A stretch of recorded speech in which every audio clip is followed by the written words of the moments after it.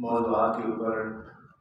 Research report publish کی ہیں، 100 سے زیادہ رپورٹ پبلش کر چکے ہیں، اور ان ریسرچ رپورٹس کے اندر ہم نے ٹیکس کے موضوعات، ٹریڈ کے اوپر، انرجی سیکٹر کے اوپر، فارماسیوٹیکل انڈسٹری کے حوالے سے، اس کے علاوہ ریئل اسٹیٹ سیکٹر کے اوپر، اور بھی جو معیشت کے جو قریبی شعبے ہیں ان کے اوپر ایک مختلف رپورٹس پبلش کی ہیں، اور اس حوالے سے کوشش کی ہے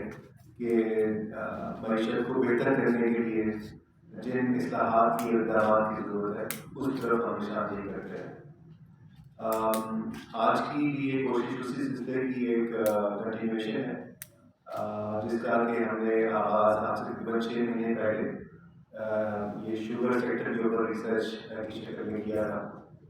اور جو اس کی جو بنیادی موٹیویشن تھی وہ یہ تھی کہ ہر سال ہم دیکھتے ہیں کہ پاکستان میں ویسے تو بہت سی کرائسس ہیں، پاکستان کی اکانومی مستقل کرائسس کا شکار رہتی ہے، لیکن شوگر کے حوالے سے ہمیں مختلف قسم کے بحرانوں کا سامنا رہا ہے۔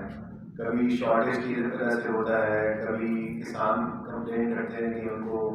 وقت پر ادائیگی نہیں ہوتی ہے، کبھی ملز اشتہار دے رہی ہیں کہ اگر ان کو ایکسپورٹ نہ کرنے دیا جائے تو وہ ڈیفالٹ کر جائیں گی،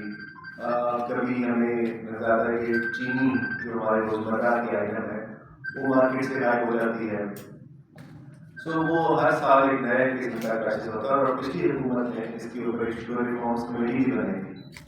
اور ہم چونکہ ایک انڈیپینڈنٹ ادارہ ہیں، ہمارا تعلق نہ کسی حکومت کے ادارے سے ہے، نہ کسی کاروباری ادارے سے ہے،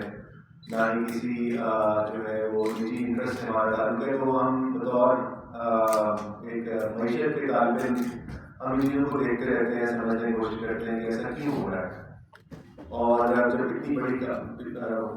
ریفارم کمیٹی بنی، انہوں نے بڑی چیزوں کے اوپر نشاندہی، لیکن ریفارمس پر عمل کوئی نہیں ہوا،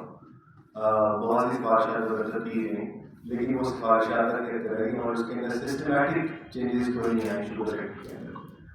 اور اس کا نتیجہ یہ ہے کہ ہم اس سال بھی ایک بحران کے دہانے پر کھڑے ہیں،